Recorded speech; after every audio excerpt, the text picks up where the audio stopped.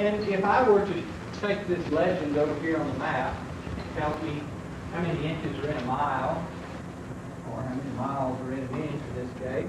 Right there's the legend of this map, and that's a 50-mile space, and that's how you tell that it's about 90 miles to Big Spring and about 100 miles to Abilene. So I take this meter stick and I've scaled it out, and this is the height of a billion pennies, actually. That's pretty tall, isn't it? Now let's look at that billion pennies if we put it over here on the real map. So the scale of size, of course, is smaller.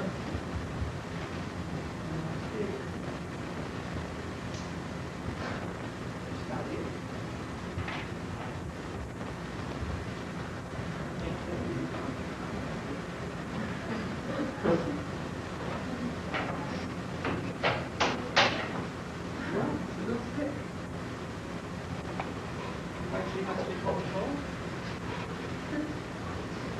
I've lost my stick.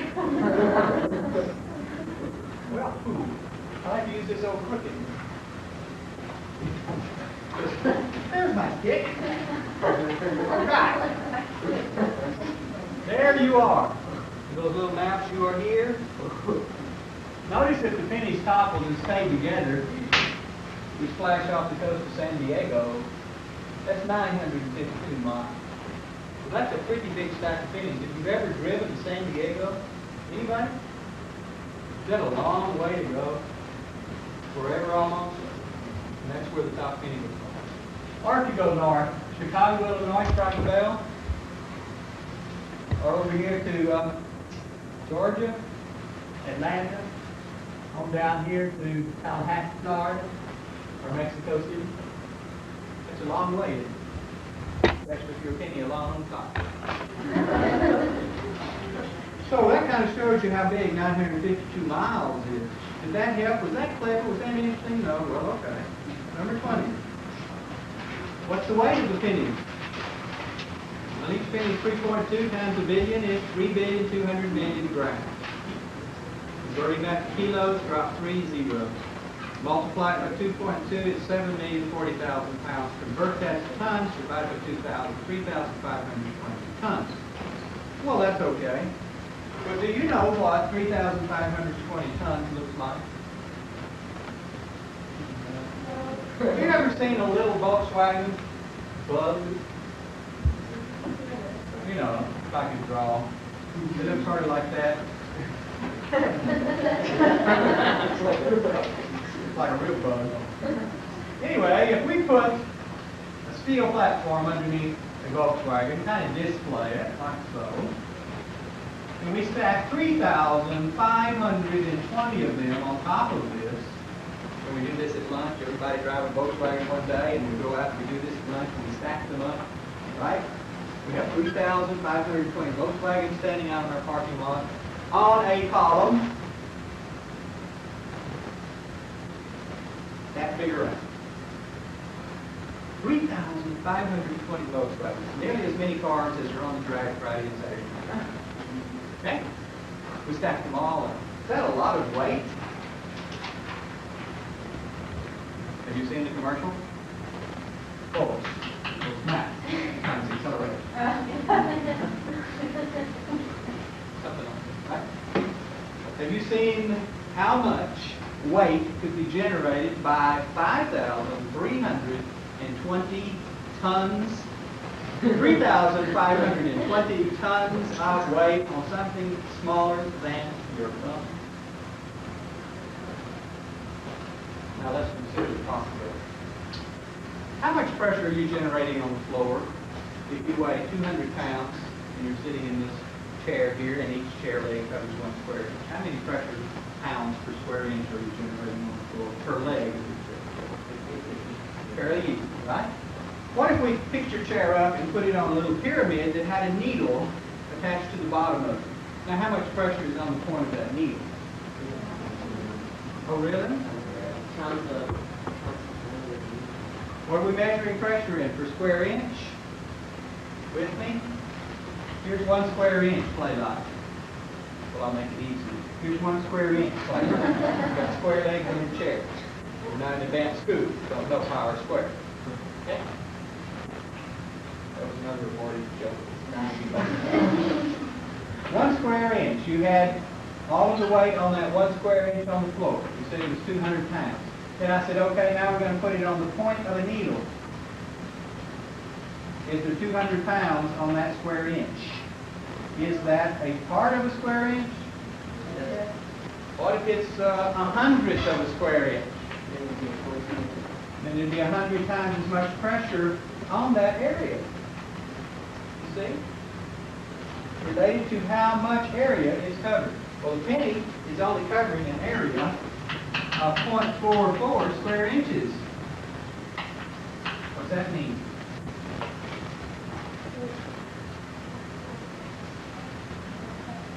Almost. Well, we've got 7,040,000 pounds resting on 0.44 square inch. Would we have more pounds of pressure or less pounds of pressure than 7 million? More by a factor of almost double. So it's nearly half, right?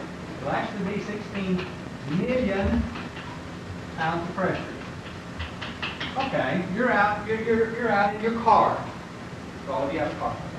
You're out in your car and you decide to go to the filling station and fill it up with air. So you crawl out of your car and you sit down on the concrete there and you put the tire gauge on. It says 32. Okay, I want you to fill it to 16 million pounds. So you start filling your little tire and then it gets up to 50 and then 60 and what happens? Blows the tire up. Probably could kill you at that pressure. Well, if 60,000 pounds blows up the tire, what would 16 million pounds do to this floor?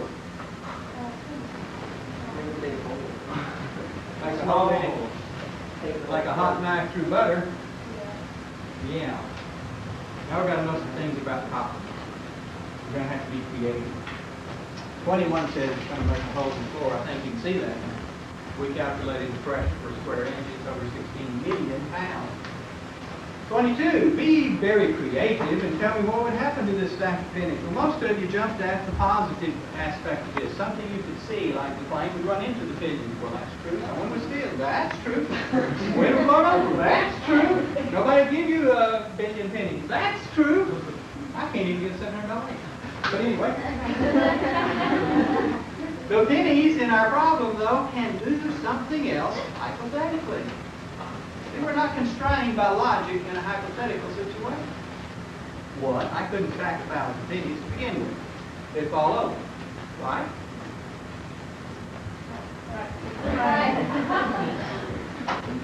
Second, nobody would give me $10 million to attempt this experiment. Right? Well, what if I could guarantee they'll make thousands of times their investment if they allow me to do this experiment right here in my lab? What if I guarantee them a ski resort?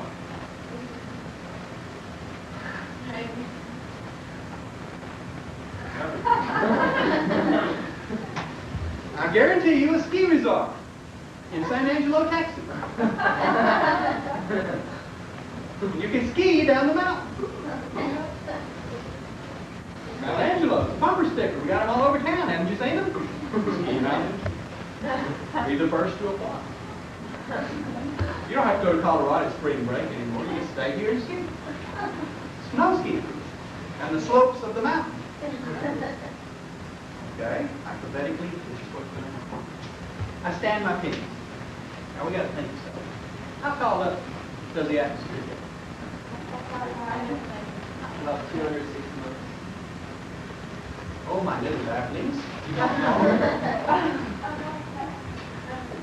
Gazillion miles. About 250,000 miles away is what celestial body? The moon. Is it being held by the gravitational forces of the earth?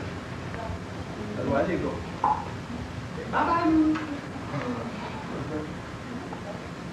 No, it wouldn't. It would be dark at night. It's not dark at night now. We have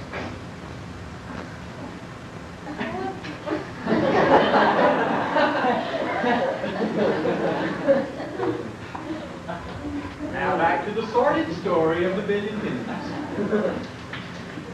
This is the world. Yeah, I can draw a world.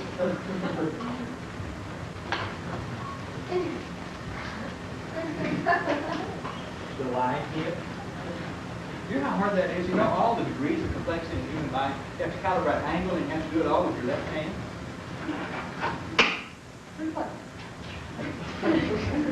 There's the world. There's the pennies.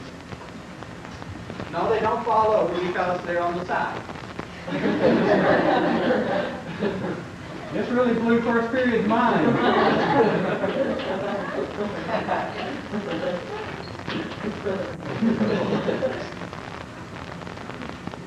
Down in Australia, they must be standing on their head. Bless we hearts. Now, back to my story. 952 miles is a big, tall stack of pennies. Jakes? So I'm going to stand them up instantly. They're a solid copper line now. They're not going to fall over, so this is my dream. That penny down there is under considerable pressure.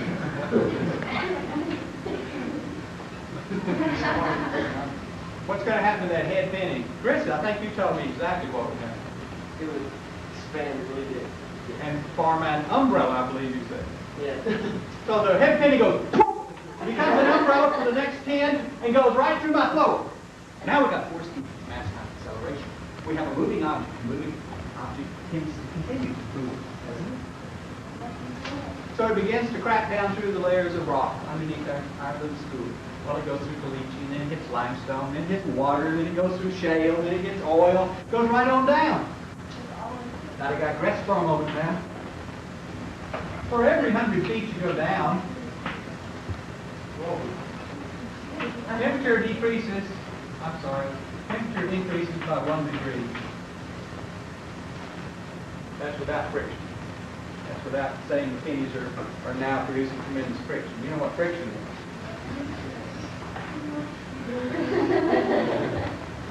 That's when you're running down the sidewalk and you trip, oops, and then you very cleverly grind your arm off.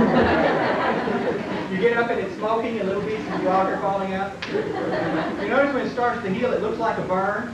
Surprise, surprise! That was you causing a mass at motion to come to rest. You were doing it with friction. Had you been unfortunate and landed on ice, you'd still be over. Because ice don't have much friction. Heaven forbid if you were on the Teflon planet, you'd just go forever in a circle around the planet. Now then,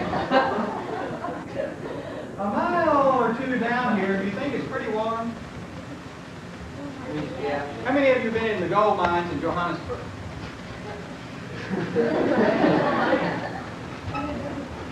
You didn't know the one. But it's in South Africa. Gold mines. Gold mines. Gold. And it's hot. I wonder why it's hot.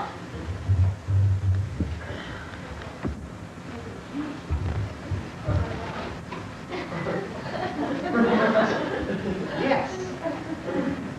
You don't know? It's deep. Well, okay, I'm going to go like 7 miles in the ocean. It's deep. Is it so hot that you sweat? What are we doing in the ocean now? I thought he was talking about gold mines. What's the matter with him? I'm telling you. Depth has nothing to do with it. Closer to the core. Core, nothing.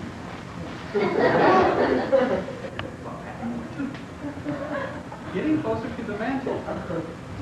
Gold mines are 125 degrees. When you're mining gold, the bottom of those gold mines in Africa, you're wearing a loincloth or shorts, and sweat is pouring off of you because the earth is so hot where you are. Well, we're going to let those pennies go down here. Pennies melt at 1,083 degrees centigrade. For every 100 feet we go down, we increase temperature 1 degree, so at about 101,000 feet. The head penny melts because it's in the heat of the earth. We also hit magma. That's at about 19 miles underneath our city.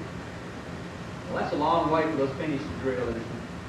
Consider how many miles we had to start with and how many we've already gone. Let's say 20 miles. We only have 932 miles of pennies still standing up there. Now there's nothing holding the top penny up, is there? There's nothing in the way. We have reduced our pennies by only 20 miles. We have 932 miles of pennies to go, and nothing is holding them. So So now the pennies start to go by. Slowly at first, and then faster and faster until they reach maximum velocity, which is, of course, 32 feet per second squared. And they're going 400 or 500 miles an hour before long. You're standing right here by them, they go.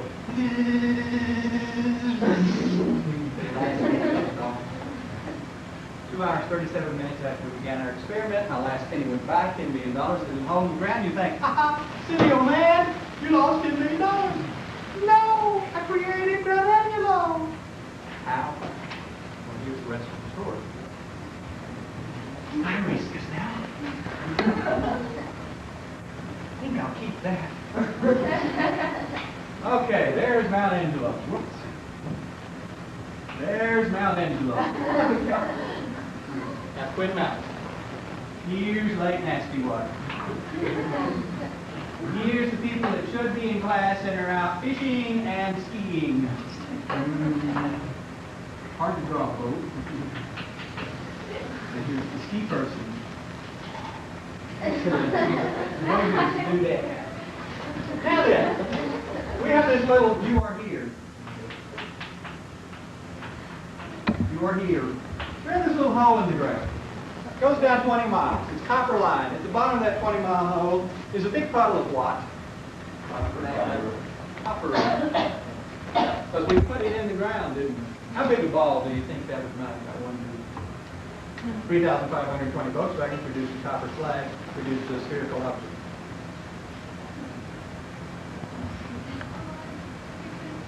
Yes.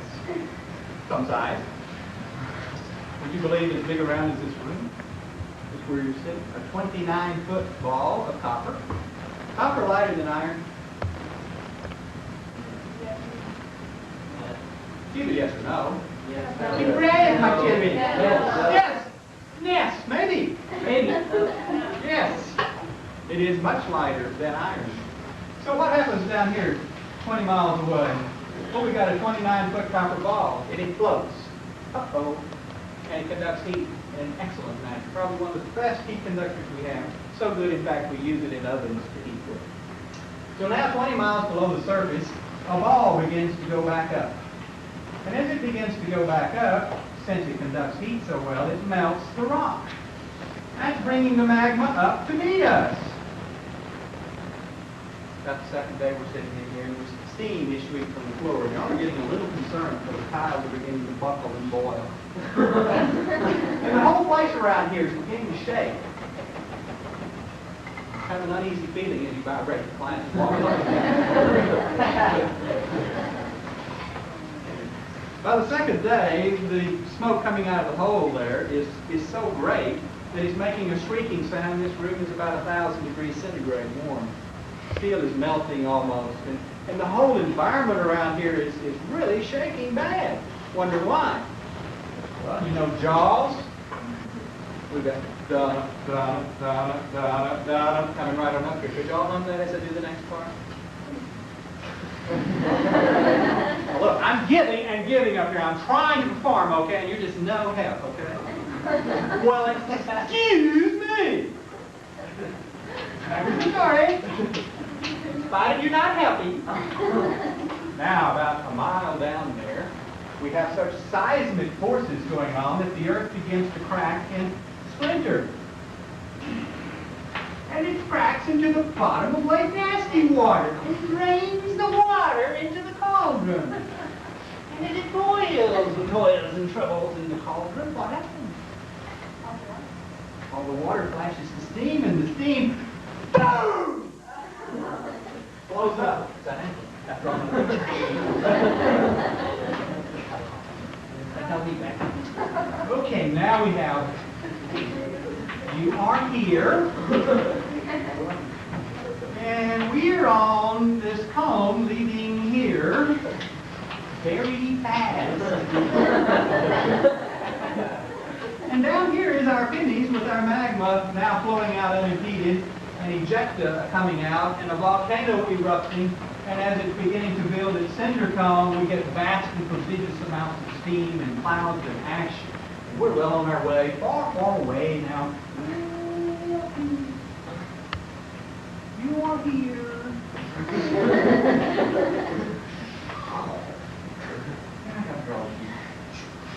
You ever hear of herculean?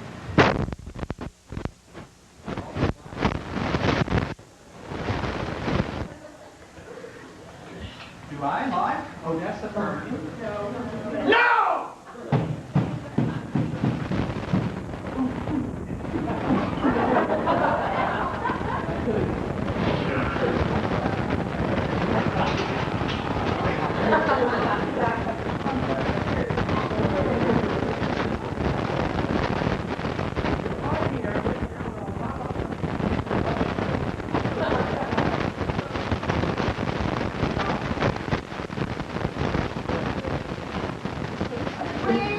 Way on another part of the world, way over here on the Rocky Mountains, is a climber. Unbeknownst to me, I started my experiment. Now he's going from one rock to the next, and mountain climbers and trying to get to that point over there. And the mission of the entire world is to stay put. And guess what happens? Well, we did the top one. And it hits this mountain and moves it 3 feet to the west. Now I want to show you where he is.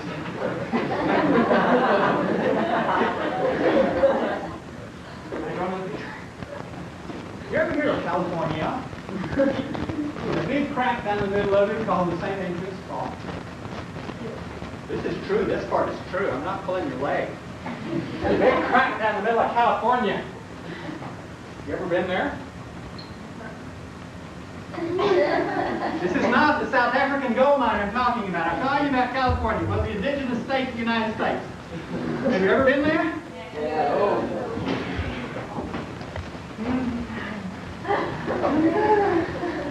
You see this place right here? That's Baja California. There's the Gulf Coast, that's California, right here. And there's a crack that runs right out of California and comes out right there, San Francisco. And there's a whole crustal plate of this part of the United States. It's got a picture. It's coming from wrong picture.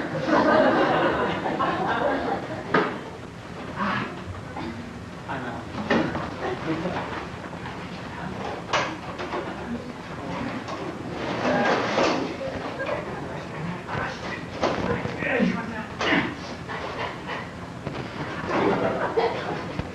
This is California, and it is going that way.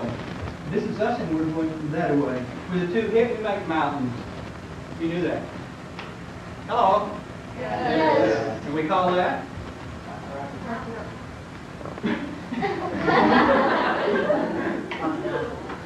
What do we call this whole thing, this dynamic world moving about? Continental drift or the plate tectonics theory. Yes? Yes. Okay. So where is California going now? Well, we moved it 3 feet to the west, and it's been trying to slip for a long time. Little incremental slips are called. And now we're sending it 3 feet west. Suddenly, precipitously, 3 feet west after on the picture. Sorry, world. Okay, there's the Rocky Mountains. Shake, shake, shake. Now we go to California, move it 3 feet that way. Can you do rock on for me now?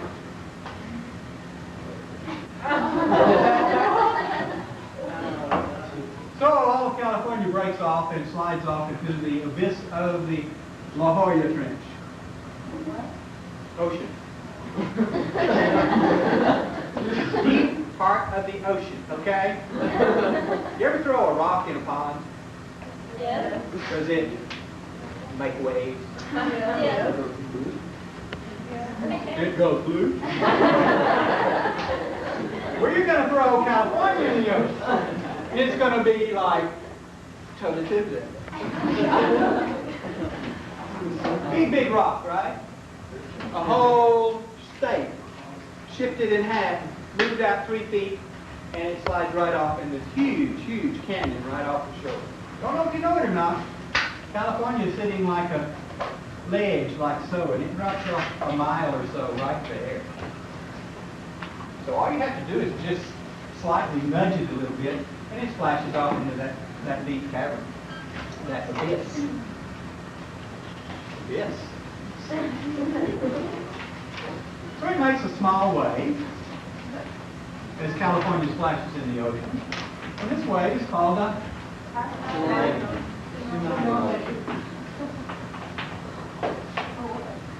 tsunami. Well, in California, there are some totally awesome dudes that surf. And like, this is some kind of wave.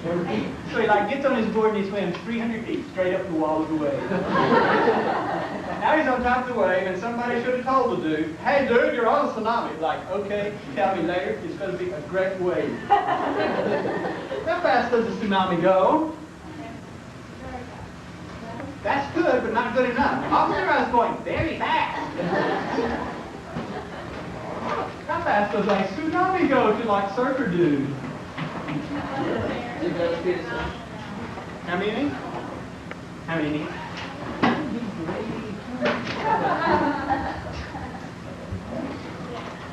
I'll take 5. Go have a 5. Give me a 5.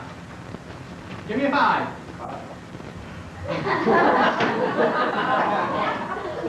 500 miles per hour. You've been going down the drag. You roll down the windows at 500 miles an hour, stick your head out. You ever do that? You tune your eyes, go whop, wrapping your lips around the back of your head. You ever do that? Or check the lane, you open the port, open the hi. Now remember, surfer dude? He's looking like this now. 500 mile an hour wind sweeping across his golden locks as he heads for Hawaii. Nothing in the way, so 500 mile an hour wave. Can you imagine going that fast on top of the wave, hanging 10, then 20, then what's left of your hands and feet? I gotta redraw my picture.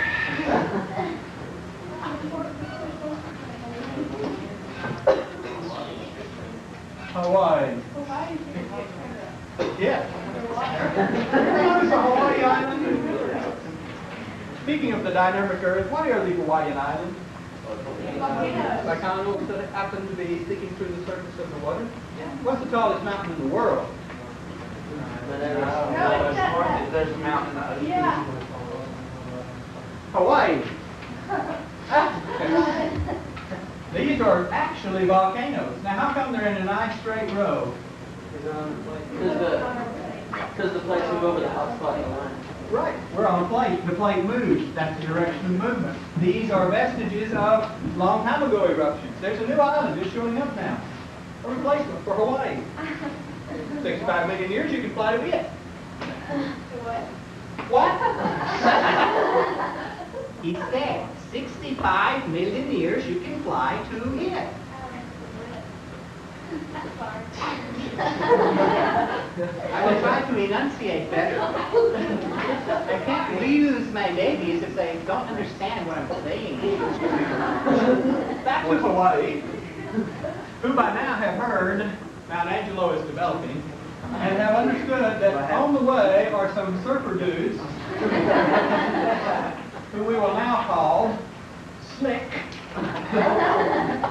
Heading for them at 500 miles an hour. So they get on the backside, and they're going to join the wave when it comes around the island. It slashes around the island, and then Surfer Dude is with some Hawaiian friends, Slick and friends, hanging on. They still have their hair.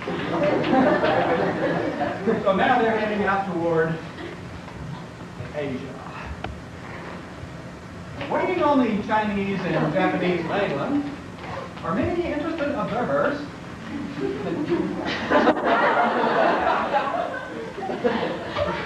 And they're waiting for Slick, and Slickette to get there. It only takes them another 12 hours, and they smash upon the mainland of Asia, and then the wave does what? It starts that. Well, Surfer Dude's about had it now. He's been on the board for 2 days. I'm done with a great wave is a great thing. It's a ride in my lifetime, as this did do. When I get up this way, I'm never coming near the ocean again. I'm going to go live in the middle part of Texas where we don't have waves. Well, here he comes. What about these 4 folks over here on this cliff of California who thought they were saved? They're pregnant. What about these folks? They're going to get way back, aren't they?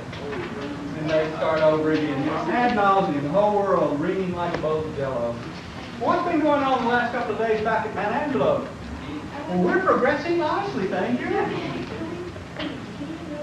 Well, we're not there yet.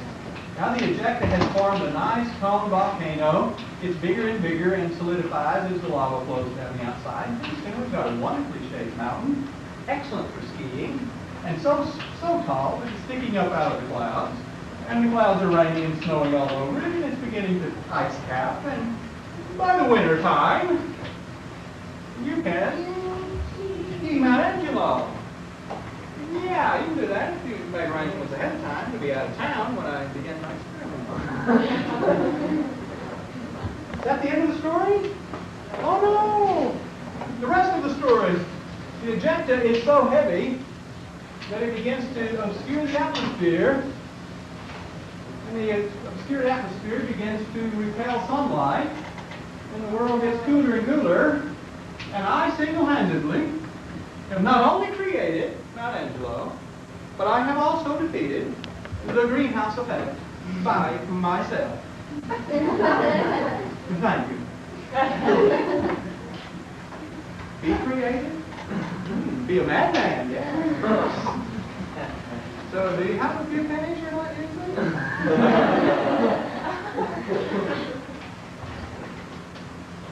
I usually do a better job. It's better last year. I didn't have a headache last year. I had good students all day long. I tried to fall into peace of religion. You're the only bright spot I have all day. That sounds abysmal.